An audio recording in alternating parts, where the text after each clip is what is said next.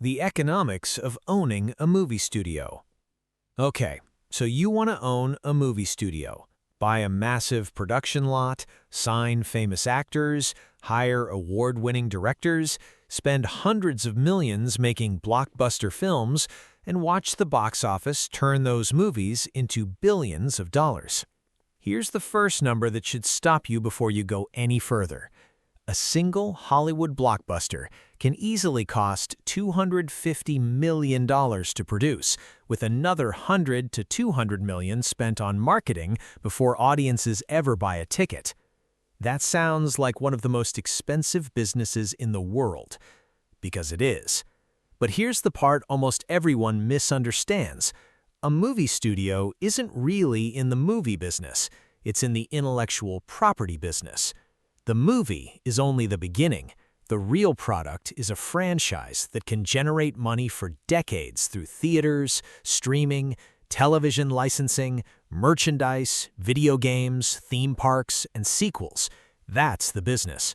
Understand that, and one successful film can become a billion-dollar asset.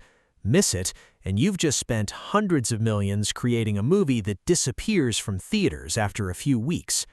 Before filming a single scene, money starts leaving your bank account. First comes development.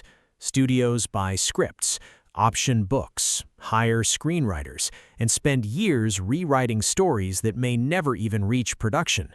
Then comes pre-production, casting directors, production designers, costume departments, location scouts, visual effects planning, insurance, legal contracts, permits. Hundreds of people begin working long before a single camera starts rolling. Then production begins. Actors, directors, camera crews, lighting teams, stunt coordinators, editors, sound engineers, visual effects artists, catering, transportation, hotels, security. Large productions can employ thousands of people over several months. And unlike many businesses, delays are incredibly expensive. If bad weather shuts down filming for one day, the studios still pay salaries, equipment rentals, hotel bills, and location fees. A single lost day can cost hundreds of thousands or even millions of dollars.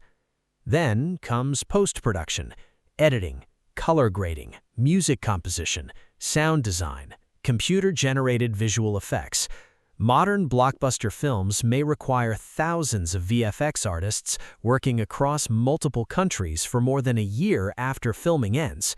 And after spending hundreds of millions making the movie, you still haven't sold a single ticket. Now comes marketing. Movie studios don't simply release films, they launch global events. Television commercials, YouTube ads, billboards, premieres, press tours, social media campaigns, celebrity interviews. Sometimes marketing costs nearly as much as producing the movie itself, because even the greatest movie ever made earns nothing if nobody knows it exists. Now let's talk about revenue. Most people think studios make all their money at the box office. They don't. Theaters keep a significant portion of every ticket sold. After theatrical release, studios continue earning through streaming rights, television licensing, digital rentals, Blu-ray sales, airline entertainment, international distribution, merchandising, and licensing agreements. A successful superhero movie doesn't just sell tickets, it sells toys, clothing, video games, collectibles, theme park attractions, and sequels. Sometimes the merchandise becomes more valuable than the original film itself. That's why studios are obsessed with franchises. Making one successful movie is difficult. Building a franchise creates recurring revenue for decades. But here's the biggest trap. Nobody knows whether a movie will succeed. A film starring famous actors, directed by award-winning filmmakers, and backed by a huge marketing campaign can still become a blockbuster disaster.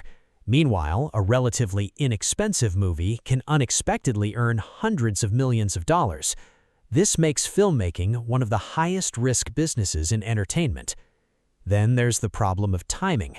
If another blockbuster releases the same weekend, if audiences lose interest, if critics give poor reviews, if streaming habits change, Revenue can collapse almost overnight. The production budget doesn't change, only ticket sales do.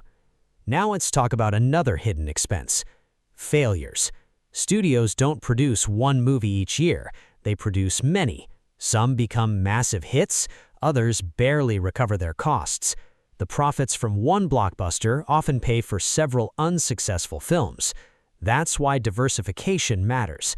No major studio wants its future depending on a single release. Now, imagine the numbers.